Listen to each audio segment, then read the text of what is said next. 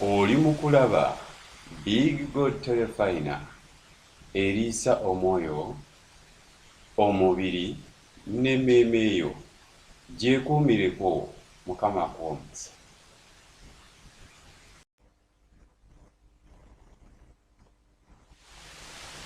Oli mu kulaba Big God Telefina eriisa omwoyo, omubiri n'emmeeme yo.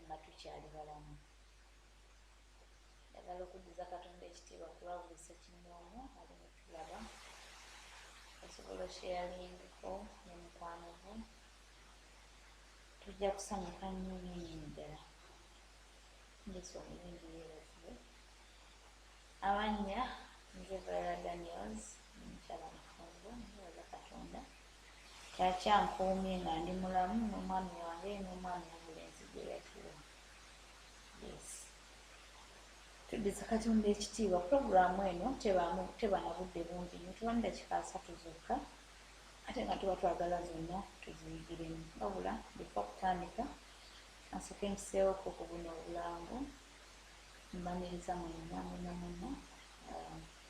ku puroguramu eno njagala okubanjirira nti olunaku lw'enkya tugenda bbanga tutwaniriza omusumba waffe mba Joseph agenda bbanga tugattako mu kibuga wano ate si kyekyokka tugenda bba naye okumala ennaku 12 nnamba tugenda kuba n'okubatizibwa ku Mmande tugenda kuba n'embaga ku Lwomukaaga Lwolwini 17 tugenda kuba n'emisomo wiiki ejja kuyita mu Bairaamu nga tusomesebwa kale jangu enamba ziyitawo ku screen osobola okuba ng'oyongera okufuna ebisingawo ne mu kusomera ku busomizi kubanga obudde bwa puroguramu esaagala butambula nnyo naye bw'oba oyagala details ku bintu ebyenjogeddeko conference kubatizibwa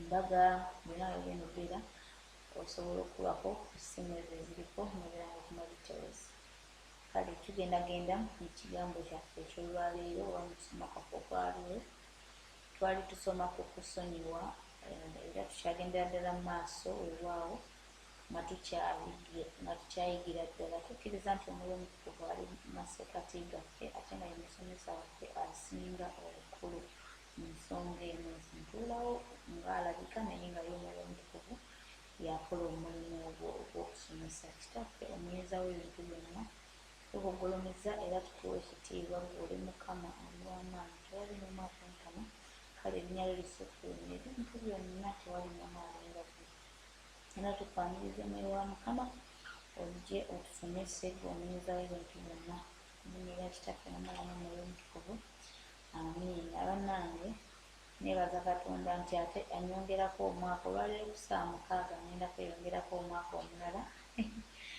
nja kuba ngubagamba gyebugyeyo mu maaso naye nga ngenda kuba nyongera okukula omwami wange Bukenya Daniel mulengedde kwali ku puroguramu alaba era ngenda genderawo maaso mu linnya erya Yesu mpadde amaanyi taata olabe kubaako switi wange yanfuula omukyalo oyo bwemulaba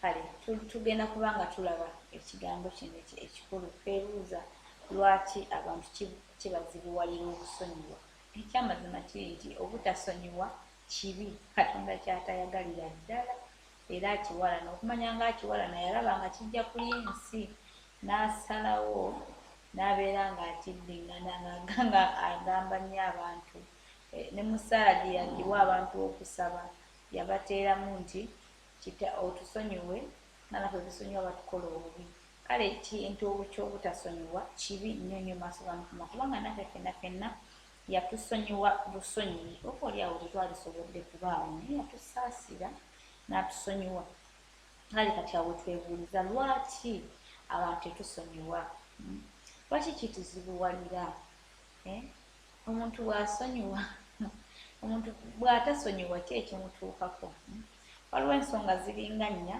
zetugenda olaba ku lwaleero naye nga essomo lino likyali ppanvu nnyo tugenda nga tulaba ensonga esookera ddala lwaki abantu tebaagala ssonyiwa kusala musango judging abantu abasinga ekitugaana okusonyiwa kusalira abantu bannaffe emisango n'olaba nga ye tasaanidde noga naawe ye tasaana Yesu yeebazibwe naye ng'ate ekyawandiikibwa kiri mu Baluumi 3:12 Abaluumi 3:12 tuukawo mangu olabe Katonda gye kyayogera gwe ng'okyayogera ebyo ebyo sooka olabe ekya Katonda kyagamba kijja kukuyamba nnyo.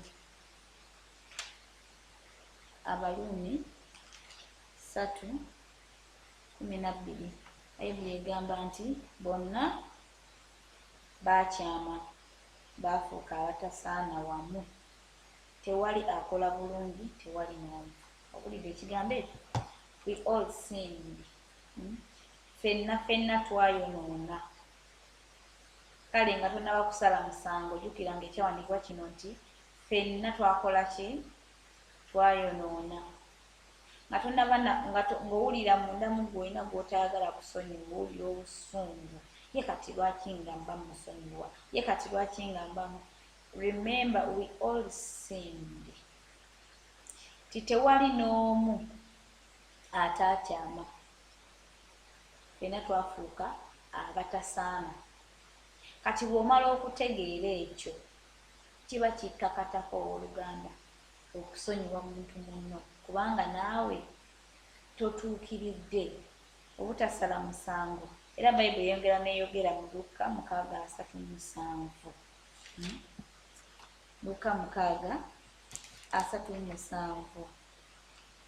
Bannaaye leero sibagambye kukwata bitabo na penne, ndowooza mwabikutte. Kubanga eno puroguraamu erimu ebyawandiikibwa bingi. Amiina. Luka 6:37 Bayibuli etugamba etya? Etugamba nti era temusalanga musango nammwe temulisalirwa, era temusingizanga musango nammwe temulisingizibwa musango, musonyiwenga nammwe mulisonyiyibwa. Yesu yeebazibwe. Temusalanga musango. Okusala omusango kye kituleetedde okugaana okusonyiwa abantu bannaffe. Yesu yeebazibwe. Ng'owulira waakiri nedda, bw'owulira gamba naye munnaye newankubadde no kiki naye abantu bangi nga olemerako. Kale ekyo tekiba kirungi n'akatono. Noonya obutuukirivu, noonya emirembe, noonya essanyu, naye ebyo ogenda bifuna ng'oggya abantu ku mutima gwo n'obasonyiwa. Ekyokubiri ekitugaana okusonyiwa, self-righteousness, okwetegeera nti gwe yegwe mutuukirivu. Owulira? Obutuukirivu obwemanye buleetera abantu abamu okugaana okusonyiwa bannaabwe. Nga gwe oweemanyi nti gwe oli mutukuvu, otandika n'okwawulamu abantu, nze we simusembera, nze we sinyiga naye, nze we sikola kino naye. Gwe owulira oli w'amaanyiko, mutukuvu bonna okubasinga. Nkubuulira nno bino ebigambo bijja kusabiza omusango kubanga onuulidde. Gwe nga gwe obutuukirivu bwo nziina njereere mu maaso ga Mukama. Ab'emikwano tukitegeere nti ffe tetulina kye tuli mu maaso ga Katonda. Obutuukirivu bwaffe tulowooza nti twekolera, nziina njereere. Bagamba nti oyo abikka ku kusobya kwe, like gwe nga okusobya kwo kwonna okubikkako n'oweeraba nti nze ndi mutuufu, nze natuukirira. Tosobola kusonyiwa bali mu nsobi kubanga gw'olaba bye bakola ng'ensobi tosobola bikolera mu nsobi. So ng'ate buli muntu Katonda yamutonda ng'alina obunafu bwe, era buli muntu Katonda yamutonda ng'alina ky'asobola nekyatasobola. So kati amaanyi go busobola obunafu bw'oli, ate obunafu bw'oli gasobola okubeera amaanyi go. Kyova olaba ensi yalibadde ng'etwanguyira nnyo. Kyova olaba Bayibuli etugamba nti yagala muntu munno nga naye bw'oba oyagala gwe. Gwe kuba akafaananyi singa ensi yalimu abantu nga buli omu ayagala munne nga bwe yeeyagala. By the way, waliwo ekintu kye ntera owulira abantu nga boogera, naye nze ng'omu nze sikikkiriza nti kituufu.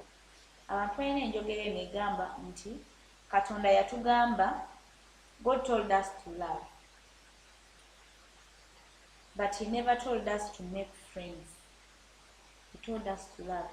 You can love everyone, but you can have few friends.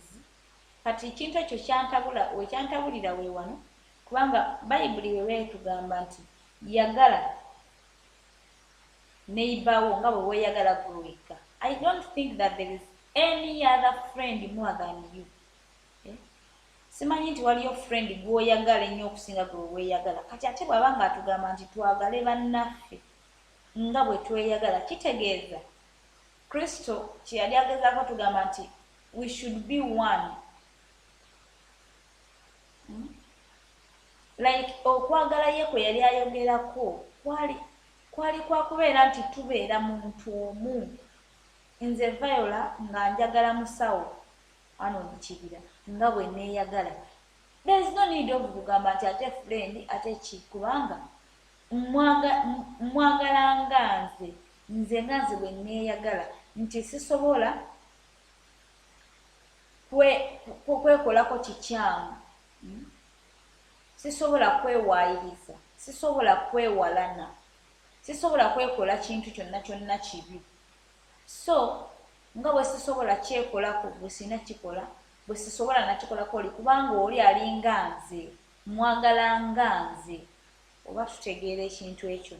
So kati simanyi eyo slogan wa gye baagijja, naye ng'ekyo era kati ebintu bwe bityo bye bituleetera okuba nti to keeping a distance, okuba nti tetusobola kweyabya kusonyiwa bannaffe.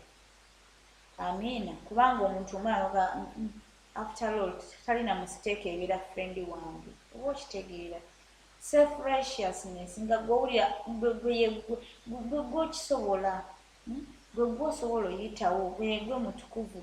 Tulabe ekitabo kya Yokaana ekisooka, ebbaluwa ya Yokaana esooka. Ebbaluwa ya Yokaana esooka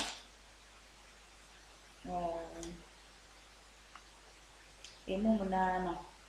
Ebbaluwa ya Yokaana esooka emu 8. Bwe twogera nga tetulina kibi, twekyamya ffekka so nga n'amazima tegali mu ffe. Owulidde ekigambo ekyo? Nti bwe tumala ffe ne twogera nti nze sirina kibi, nze natuukirira. Okitegeera Bayibuli etugambye nti tuba twekyamya ffekka na ffekka.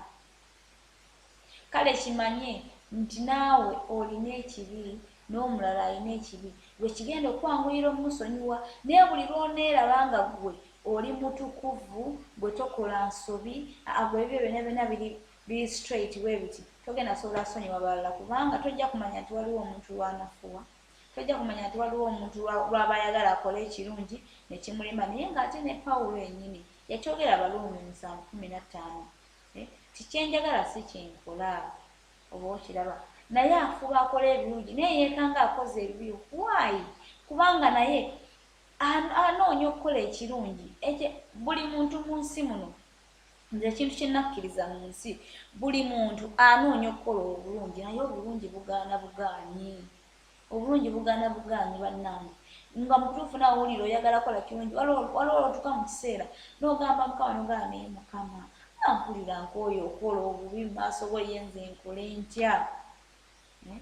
Naye munnange era ogenda olaba ng'erozeemu n'okola ekibi. Okwonoona kulinga muntu kugamba nti sijja kweba katulo, n'otuula n'ogamba sijja.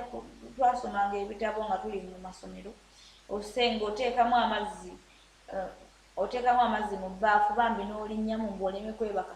Naye munnange era ogenda olaba ng'otwo tukututte, oluusi n'ebitabo ne bigwa mu bbaafu. Kubanga omuntu Katonda yamutonda n'omubiri gwe, ng'omubiri guno gulina okuwummula. Oba okiraba, kati tosobola kugaana mubiri kuwummula mbukula okubanga gwe weefudde kasoma, ogenda soma nnyo ebitabo. Kale kyekimu n'ekibi. Bayibuli eyogera mu Zabuli 51:5 nti nze ndi mubi. Dawudi yali eyogerako nti ndi mubi, nze mu bubi, ne mu bubi bange mwe yanzalira. Like yagezaako okwenenya amaaso ga Mukama ng'amwegayira nga mugamba Mukama, nze amazima nze nkimanyi ndi mubi, ne mu kwonoona bange mwe yanzalira. Oba okiraba. Naye ffe abantu abamu ekyo kitulema okutegeera, ne twefuula abatukuvu. ne tugaana okusonyiwa bannaffe ffe ne tulaba nti ffe tusinga ffe ne tulaba nti yeffe tusaana naye nga tebye tuliko byonna byonna butaliimu. Yesu yeebazibwe. Tuli mu kuyiga lwaki abantu tebasonyiwa. Ekirala ekigaana abantu okusonyiwa obukyayi, hatred, okukyawagana. Bayibuli etugamba etya mu kitabo kya Ngero 10:12. Sulemaani yali ayogera ku bukyayi. Ekitabo ky'Engero essuula 10 olunyiriri lwa kumeka? Lunyiriri lwa 12. Bayibuli egamba nti okukyawa kuleeta ennyombo naye okwagala kubikka ku byonoono byonna. Owulidde ekigambo ekyo? Okukyawa kuleeta ennyombo. Kakati oli ne wandibadde nga wandimusonye olw'okuba omwinako obukyayi munda mu mutima gw'omuntu. Kale twakisoma ku Mwoyo Omutukuvu. Twamulaba nti kyekikolo ekivaako ebibala ng'okwagala, okusonyiwa. Naye kakati omuntu akyaye munda mu ye otuuka ku kisanga ne bwolabulabi muntu oyo toyagala yita waayise, kati onoomusonyiwa otya nga toyagala namusemberera? Onoomusonyiwa otya nga toyagala nawulira linnya lye? Kwegamba ate mikwano, bino ebintu bye ndi mu kubagamba siri mu kubibagamba nti oba mukole mutya. Oyinza oba olina gwe wanyiigira ng'oyinza n'okugamba nti kati bannayinza oyo ye sirimusonyiwa, naye nze njagala kuwa amagezi ga buwa. Tuli mu biro bya luvannyuma, tomanya Yesu ddi lwagenda kudda, ate naye wennyini tolina garanti ya bulamu bwo.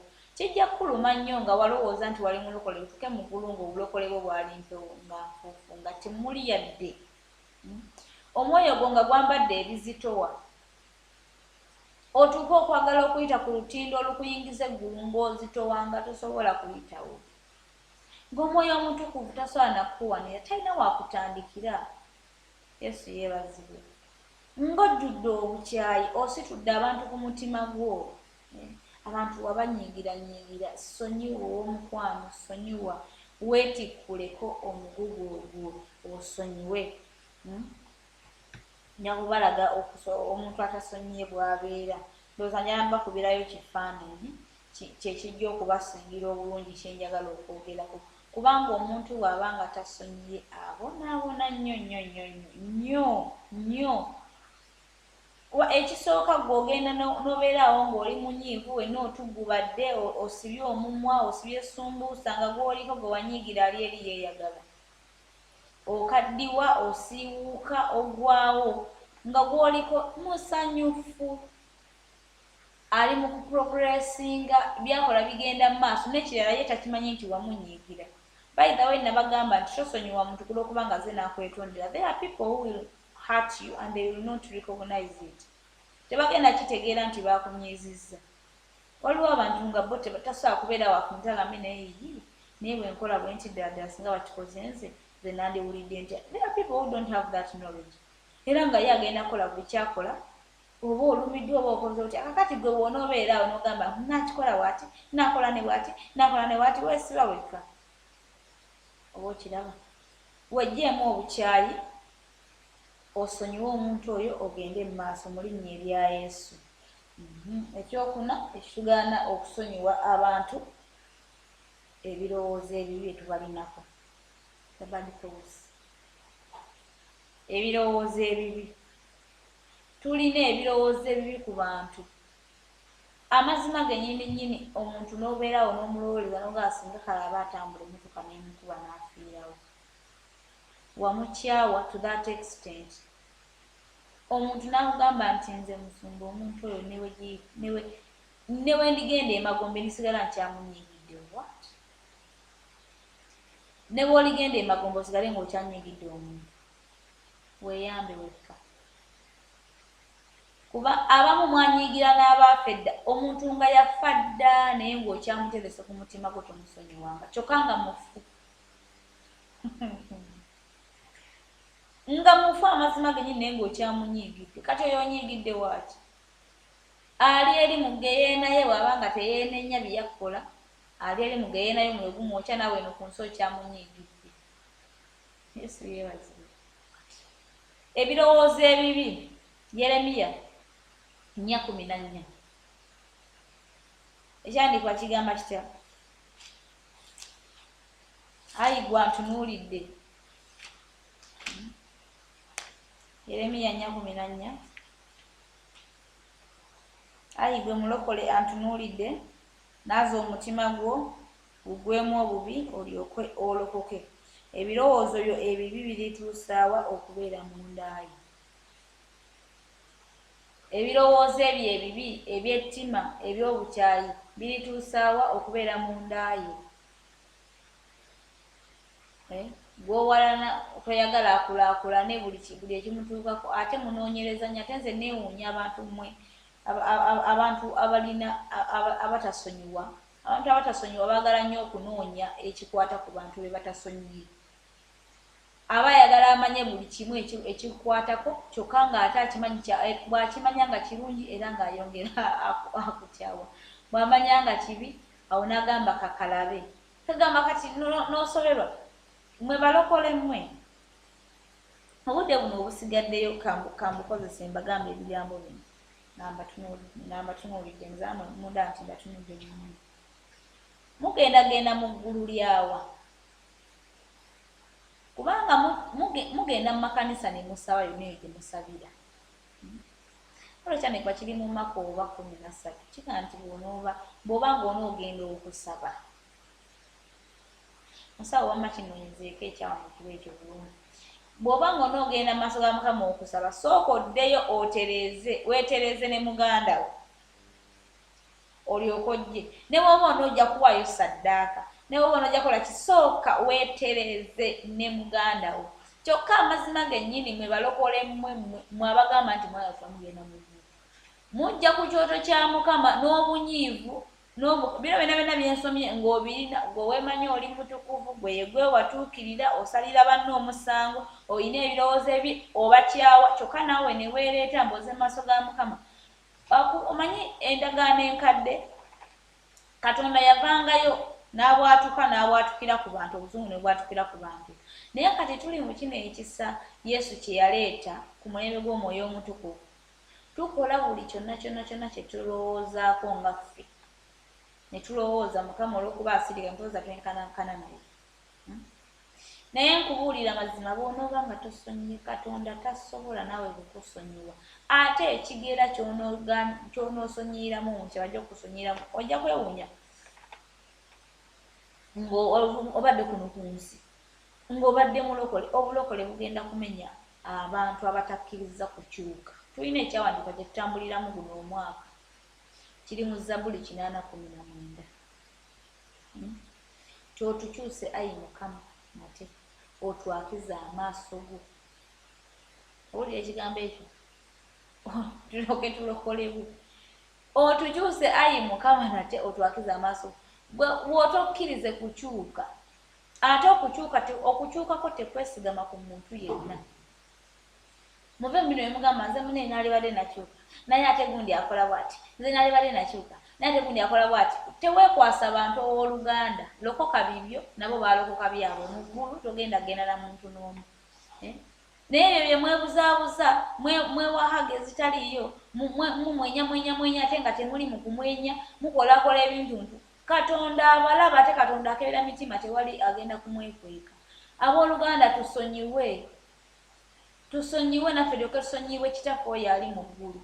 Naye omuntu n'ogamba nze sirina buzibu, nze ndi oke, nze gundi simulinako buzibu, naye nga mbabuulire mulokoke. Tulokoke abooluganda, tulokoke, twenenye, tudde eri Mukama. Tuyige okusonyiwa, tuyige okwagala, tweggyemu obukyayi, tweggyemu ebirowoozo ebibi. Mukama atusaasire. Mukama atusaasire bannange. Waliwo omusajja we yayimba ebigambo. Omusajja yagenda n'ayimba ebigambo. Tuba ekyandiiko kiri mu Matayo 5:23-24. bwe tulaba nga tunaagenda mu maaso ga Mukama okusaba, tusooke tutereeze buli kimu ne bannaffe. Ye kanti basomere ekyawandiikibwa ekyo. Matayo 5:23.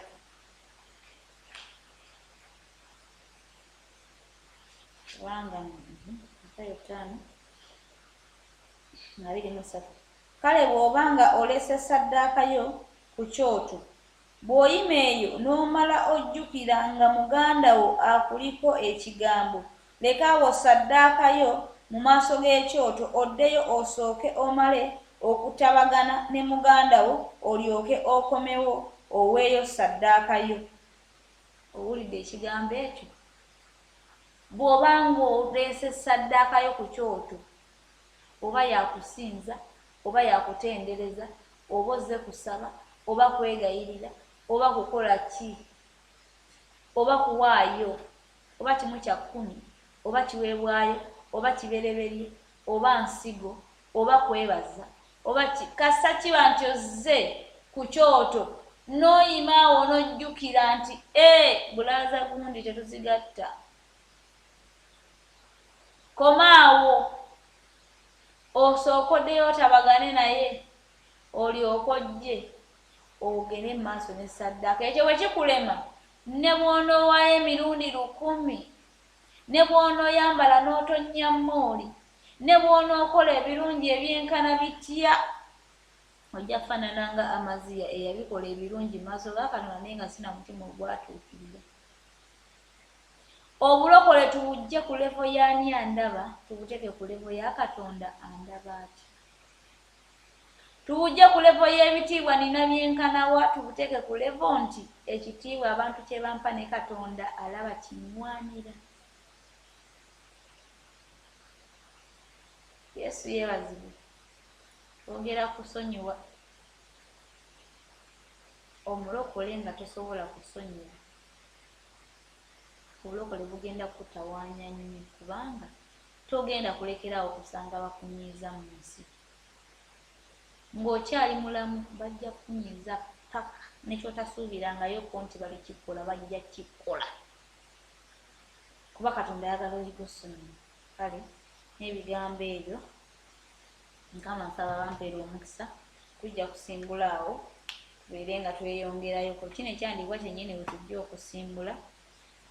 Mukama bw'anaaba nga akkiriza olwokusatu olujja tujja kuba ne Musumba Joseph mu puroguraamu eno, tubeere nga tugikwasaganya naye bulungi. Mukama bw'anaaba akkiriza waawo. Kale teeka emikono gyo mu kifuba ogambe nti ayi Yesu ow'obulamu bwange, obadde tolokokanga, ayi nk'obulamu bwange nkukkiriza nti oli mwana wa Katonda, neenenya butali butuukirivu bwange, era nkwatula nti gwe Mukama. Sangula erinnya lyange mu kitabo eky'abafu, oluwandiike mu kitabo eky'abalamu, onkutuleko endagaano zonna eza Setaani olw'omusaayi gwo. Nange naatuulanga mu nnyumba yo enkuweereza emirembe n'emirembe. Linnya Kitaffe n'Omwana n'Omwoyo Omutukuvu. Amiina. Katonda omulinzi w'ebintu byonna, tweyanzizza olw'ekigambo kyo, olw'okutuyigiriza okwo, tuyigiriza okusonyiwa Mukama, era otuwadde ensonga lwaki naffe twenenya mu maaso go. Olwabira bye tuba tutambuliramu ebitugaana okusonyiwa, nga tukyawa, nga twemanyi nti ffe tuli batukuvu, tetukkakkana Mukama, naye tusaasire era otusonyiwe Katonda gwe wataggwaawo. Otuyinzise mu byonna Mukama Taata okusonyiwanga baganda baffe nga naffe bwe twagala otusonyiwe, tubaagale nga bwe twagala batwagale. Mu linnya lya Yesu Kristo Omwana wa Katonda omulamu tusabye, amiina.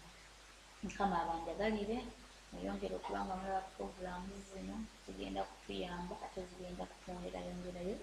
Mu linnya lya Yesu Kristo Omwana wa Katonda omulamu, amiina.